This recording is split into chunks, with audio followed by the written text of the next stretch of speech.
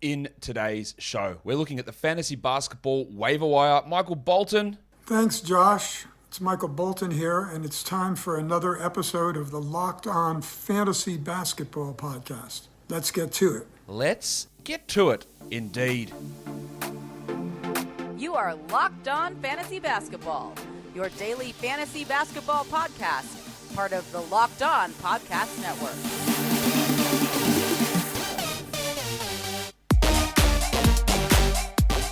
Hello and welcome to the Locked On Fantasy Basketball Podcast, brought to you by Basketball Monster. My name is Josh Lloyd and I am the lead fantasy analyst at basketballmonster.com and at Yahoo Sports Australia. And you can find me on Twitter, as always, at redrock_Beeble and on Instagram at Locked On Fantasy Basketball. Today's episode is brought to you by PrizePicks. Check out PrizePicks.com, use the promo code NBA, or go to your app store and download the app today. PrizePicks is daily fantasy made easy. Thank you to you for making Locked On Fantasy Basketball your first listen every day. We are free and available on all platforms. Awesome. We're going to look at the waiver wire. Players to add, players to drop, players to watch, all that sort of stuff. So let's crack in right now by looking at the most added players in the last 24 hours. And it's no surprise to see a couple of Memphis Grizzlies players right at the top of that list. Tyus Jones and De'Anthony Melton. Of course, this is on the back of the Ja Morant injury, which at the time of me recording this, we still don't actually have a diagnosis. We know it's a knee sprain, which is the most vague thing you could ever hear. You might as well say sore knee. Like that is basically how vague a knee sprain is. Could it be a week? Maybe. Could it be 3 months? Possibly. Could it be 6 months? Yeah, I guess so. Like we don't know. Grade 1, Grade 2, Grade 3, ACL, MCL, PCL? I don't know. We don't know what it is. We know that there's some sort of sprain. We just don't know how long he'll be out. So it is hard to make, do I drop this guy for this guy? Like, we could add Tyus Jones and get 3 games out of him. And in those 3 games, he's a top 110 player. Look, Desmond Bain should be rostered in all leagues. He is going to take on some point guard duties. They do not view De'Anthony Melton, I don't believe, as a point guard, but Melton should get more run and more usage. And both Jones and Melton here are guys to add. Now, Tyus Jones is a very low upside player, I believe. What he does, he provides good assists, he provides good steals. TJ McConnell. Ricky Rubio. Rubio is probably going to be a little bit better than him longer term, but that's what Jones provides. He's not going to be, he might average like 9 points per game. The usage will go to Bain. Dylan Brooks is licking his lips right now, waiting for 50 shots per game. Jaren Jackson will take these shots. Melton will take shots. So both of these guys are options in 12-team leagues. I think on a per-minute basis, Melton is significantly better than Jones. Whether those minutes come close enough is a question, but if Melton gets 24, then he's the guy to me. And I think if Bain's going to play a little bit more point guard, it does open up opportunities there for Melton to get those 25. So I would prioritize Melton over Jones, but they're both options. A lot of people adding Marvin Bagley. I guess we'll find out today with no Barnes and no Holmes again. But last game, Bagley against the Lakers. It was a triple overtime game, and he played all 3 of those overtimes. At the end of regulation, he had 18 minutes played and like 9 points, 5 rebounds. Nothing exciting. Ended up with a good line through overtime. In a points league, I don't hate adding him. In a category league, he just offers so little, and I just don't think that he's, to have one bunch of overtime performances make us think that this is the turnaround in his career. I don't buy that at all. If you're in a 16-team league categories, sure. 14, whatever. 12, 10, definitely not. 12-team points, yep, no worries.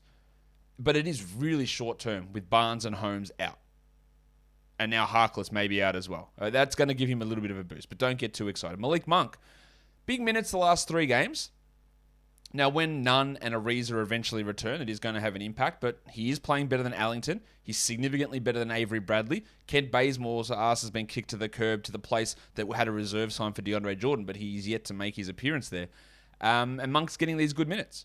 He's wildly inconsistent, but if I'm in a 14-team league, I'd add him. I'd consider it, especially like he's been added a lot because of the Lakers playing Sunday, so there's some stream value in Monk, but he's at least someone to watch and maybe consider in 12s. John Wall, added everywhere. And then the report came out today that Wall's like, no, I want to start. And the Rockets went, nah, sorry, mate. And they went, all right, cool, I'll just continue sitting out. So we'll talk about that more in a second. Just spoiler alert, you can drop him. Everyone added him. Again, I talked about this yesterday saying he's not going to play 30 minutes and have 32 usage like he did last year. He's going to hurt your field goals, free throws, turnovers. He's going to sit games. I think it's a waste of a roster spot unless you can add him to injured reserve for free, is what I suggested. Look, obviously that still holds. And if you did add him and ignored that sort of scenario, drop him. That's what I would do. I wouldn't have added him to begin with, but I would drop him.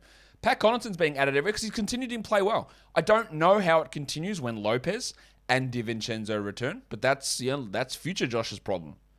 Current Josh, Connaughton's continuing to play well, continuing to astound me by shooting the absolute lights out, but continuing to play well. Precious Achiuwa, the big sneeze. That's got to be just a stream option for Sunday. He is not remotely long-term a 12-team league player. Remember, no Birch, no Anunoby there for Toronto. Grant Williams, that's a short-term one with Rob Williams out. And Terrence Mann, I don't believe Mann is anything more than a streamer. The Clippers are currently playing as I'm recording this, and he is not a must-roster or must-hold guy. As we move forward into the season. He just has not done that for us so far this season, and I'm not really expecting that to change too much. But what I am expecting you to do is to check out PrizePicks, because PrizePicks is daily fantasy made easy. I know you're going to love it, because what it is, it's just like daily fantasy how it should be. It's you versus predictions. That's it, nothing else. It is the best NBA DFS prop game on the market. Whatever props you can think of, points, rebounds, assists, steals, blocks, fantasy points, you can get those over-unders on PrizePicks. It's not just the stars, it's the bench guys just getting limited minutes as well. So when you go to sign up, use the promo code NBA. You get 100% match deposit up to $100. When you create a lineup, you get 2 to 5 player props. You combine them together. So LeBron over-under, points, Isaiah Stewart over-under, cut eyes. Add them together and see up to 10 times your entry fee. It doesn't just have to be basketball. You can combine football in there as well and other sports. Multi-sport synergy, as corporate people would tell me. Entries can be made in under 60 seconds. Withdrawals are fast and easy as well, so don't hesitate. Check out PrizePicks.com, use that promo code NBA, or download the app from the App Store. PrizePicks is daily fantasy made easy. When you're going to watch the Isaiah Stewart LeBron rematch today, you got it in one spot. Then you got your on-demand shows. Maybe it's Hawkeye. You watch that somewhere else. You got your highlights on your phone. You're going to watch to see the Christian McCaffrey injury. Look at me being all topical. You can see what happened to his ankle in today's game for the Panthers. You got your highlights on your phone. Then you got your other logins for your neighbors, mates, friends, gardeners, misses to go and watch the other good stuff. Well, that sentence was as confusing as it is to try and find everything you need for TV. So I'm going to tell you about a great way to finally get your TV together. It's called Direct TV Streaming. It brings your live TV and on-demand favorites together like never before, so you can watch your favorite sports, movies, and shows all in one place. No more juggling remotes and no need to buy another device ever again. And the best part, there is no annual contract. So get rid of the clutter and the confusion and get your TV together with DirecTV Stream. You can learn more at directtv.com. That's directtv.com. Compatible device required and content varies by package. All right, let's look at a package of players who can be dropped. Again, I have to throw this disclaimer out because people don't watch every show. There's new people always coming in. Droppable players does not mean you have to go and drop these players. All right, that's not what it means. I must get rid of these players. It means that if you're in a situation where you've got a good player coming off your injured reserve or injured list, someone had a complaint that I called it IR instead of IL. Like, it doesn't actually, kids, cover your ears. It makes fuck all difference whether I call it IR, which is what it's called on ESPN or CBS or on Fantrax, or IL, what it's called on Yahoo. It's the same shit. It's an injured spot. Injured reserve, injured list, whatever. Same shit. Anyway, you want to activate someone coming off that list. These are guys that you can consider dropping. You want to add because you need streaming and more games. These guys, I think maybe they're going to be the 140th best player in a 12-team league, which is fine to roster. But is the upside worth holding? Probably not, when you can use that to stream or to try these waiver wire type players. That's what this list is. Except John Wall. Drop him anyway. No need to hold a bloke who's not going to play. Again, if you do have that open IL slot, there is absolutely no harm whatsoever of holding someone in an open injured reserve slot. Absolutely none. But as soon as somebody needs that spot, drop him. Then Kemba Walker, unfortunately, is a drop. Hello. Start of last season, I said, I reckon this guy's knees are rooted. I reckon he's cooked. And it looked like that for a long time. And then the last 2 months, he looked good. And I went, oh, maybe I'm wrong. Maybe he did get, German magic blood injected in, and he was right to go. And now he looks shit again this year. He was being drafted around the 90s. I picked him at a lot of spots in the 90s. He is playing like 23 minutes a night. He has good games for sure, but holding on for this roller coaster is not worth it. I wouldn't bother. Jalen Green. I wanted to give to the end of November to see if he could turn it around. He got to the end of November and he got hurt. Jack Armstrong garbage out of here! Now, this is not to preclude Jalen Green being a rosterable player in January. I think he will. But the trajectory is not happening. The injuries here piss him off. Now, if you've got injured reserve, injured list, stick him in there. But that's, I wouldn't be bothering. I would much prefer to hold Jalen Suggs than Jalen Green at this point. And then we go to his teammate, the delicate dancer. It's a delicate dance in just 17 steps. Alperen Şengün. Now, Şengün has replaced Daniel Tyus in the rotation. But the thing is that the Rockets are finding success with playing, you're going to be stunned, not two bigs and having spacing. Wow, modern NBA concepts finally hit Houston. What a stunning development that is.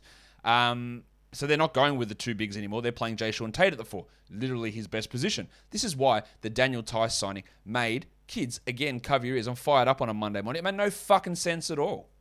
Like, what fucking sense did that make? Are we going to bring in a 27-year-old bloke? And Daniel Tice is actually a really good player. Like, he's a good player, really good defender, really solid. For a good team. Not to clog up the spacing on a shit-house team.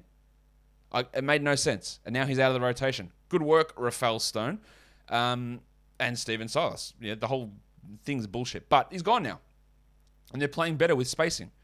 So that means that Şengün needs now, like before we needed him to replace Daniel Tice, and there was a huge possibility, and he's going to start next to Wood, all that stuff. No. Now he needs to replace Christian Wood. And maybe that happens. Maybe Woody gets hurt. Maybe Woody gets traded.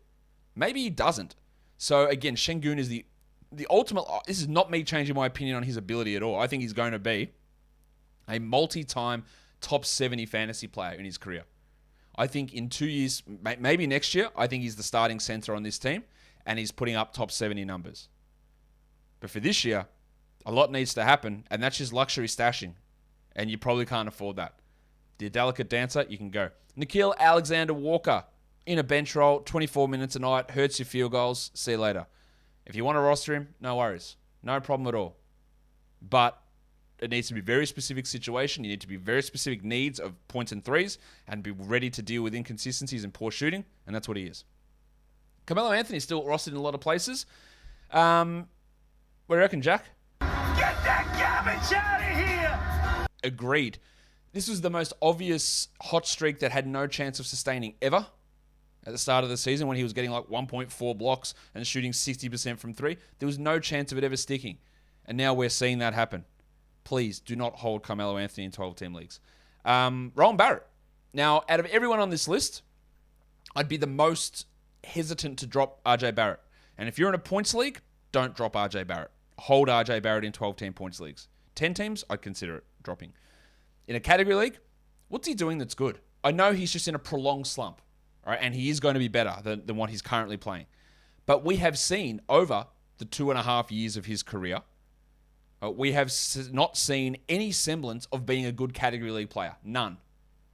So even if he gets back to last year's level, is that good enough? Not really. Like, it's the 110th ranked player. And while he's struggling, and while the Knicks have many other options, like Alec Burks, who's outplaying him every single night, I don't think holding on to Barrett is worthwhile. Now, I'm not a Barrett hater because that's a stupid term. I don't see the upside and potential in him that many others do, and I consistently get into arguments with him, whether that's on Basketball Monster in the forums, on Twitter, or whatever. I always get in arguments about him because my opinion differs quite a bit to a lot of people. So, take that for what it's worth when you're assessing Barrett. I just don't believe in his upside. I don't at all. I never did from before the draft. I didn't as a rookie. I didn't last year, and I don't now. And it hasn't changed. Maybe you could say I'm stubborn. I would say his results this year would say that maybe I'm right on that one. And then the big avocado, Andre Drummond. Embiid's back. Drummond's done. In a daily changes league, you can't hold a bloke who's going to play 15 minutes a night and be just an atrocious drain on percentages. Yeah, on the nights when Embiid sits, Drummond can be valuable, but was he actually even that valuable when Embiid was out for 3 weeks? I don't know. Not really.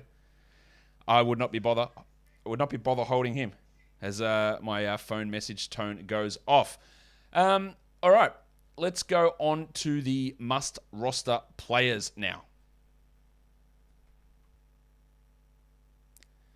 All right, so let's look at the must-roster players now. I think we've got to consider Lamarcus Aldridge, one of those guys. He's starting for the Nets. The minutes are up. The production's great. Got to be rostered in all formats. I'm just going to go through these names. Ricky Rubio, shooting horribly, but still needs to be rostered everywhere. Alex Caruso, that's probably more for category leagues, but I still think he's a must roster in points leagues. Jalen Brunson's a must roster. I know he's currently out. Please don't drop him. He's a must roster player. I think that the Flamin' Galah still is must roster. Is that you, Mr. Stewart? Well, who the hell else do you think it'd be? Get in here, you pair of flaming galahs. I understand that others will disagree with me, but I still think his opportunity is there and there will be some production coming forward from him. But I get if you don't believe that, I still want to hold him. Larry Markkinen in Cleveland is a must-roster player. He's not going to be blowing through the top 80 or something, but I think he's a top 100 sort of a guy. And then I think Jarred Vanderbilt has moved into this territory. Now, it's not for everybody, but I wouldn't, if I saw a 12-team league and he's on the waiver wire, I'd think that someone was asleep. They are rolling with him in the starting lineup. That's not changing. Yeah, maybe he only plays 25 minutes a night, but he can pull down 9 boards. He can get 1.5 blocks. He can get 1.2 steals. He can have high field goal percentage. There's room for him to expand his assist game as well. I really like what he's doing, and I do think he should be on a waiver wire somewhere. All right. Let's talk about Cyber Monday. I know this is Sunday for some of you in America, but we're here. We're Cyber Monday. You're waking up in the morning. Cyber Monday is here. And Built.com is the place to aim your mouse. That sounds rude. Get at least 20% off everything delicious and healthy. That's 20% off site-wide. And even bigger discounts on Built Boost, Broth, and Built Swag. And a brand new Built Bar flavor has just landed in time for Cyber Monday. Wow, they are cranking out the new flavors. Caramel Almond Delight. And it delivers everything it promises. Caramelized chocolate, check. Almonds, check. Delightful, double check. Be sure to get yours before they're gone. 150 calories in those and 17 grams of protein.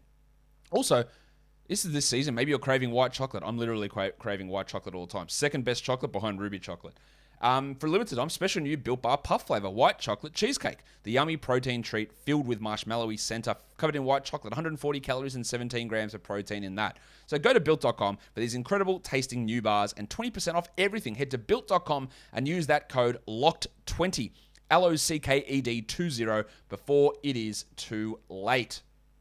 And we know that football, we're like a few weeks away for the end of the season. College football, we're getting into championship week next week. The NBA is rolling, and the number one spot to place all of your bets is at BetOnline with their new and updated desktop site, with their mobile site as well. Everything looks spick and span, and you can get a 50% welcome bonus when you sign up by using the code LOCKEDON.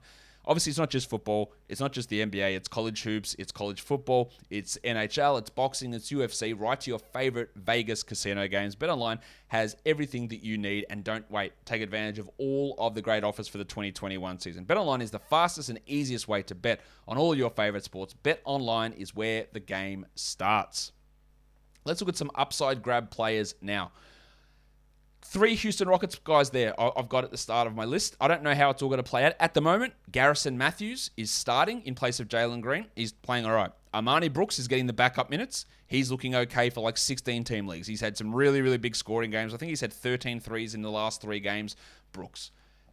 I think long term, when we're talking February, Josh Christopher's going to be this guy who's going to be playing 25 minutes a night. He'll get Eric Gordon's minutes, some of DJ Augustin's minutes, and he'll play 25 a night and be useful. That is a longer-term stash, but I think Brooks has some upside stash there as well. I think Obi Toppin's an interesting one. Now, the stubbornest man in the world, Tom Thibodeau, is just probably never going to do that. But Mitchell Robinson and Nerlens Noel are brittle. Like, we know that. They will get hurt a lot. And we have seen success of the Randall-Toppin combination many times. What is it going to take for Tom Thibodeau to use that lineup more? Apart from a brain transplant, which while they're there, maybe they might add a few extra strands up top. Just saying. I can't really talk. I've got bald spots everywhere. But Toppin is playing well. He's just a name to watch in case Tom Thibodeau has a complete change or there's multiple injuries. And the second one of those things is way more likely. Trey Mann in OKC. I don't think Trey Mann is going to be a good NBA player. I'll get that out there right now. I don't think so. But Aaron Wiggins, Teo Maledon, Ty Jerome, injuries to Shai Gilgeous-Alexander, perhaps, Josh Giddey, anything. Any of these things can happen and push Mann into a larger role as a first-round pick that they invested and took when they should have ended up taking Şengün in that spot after they traded out, or before they traded out of that pick.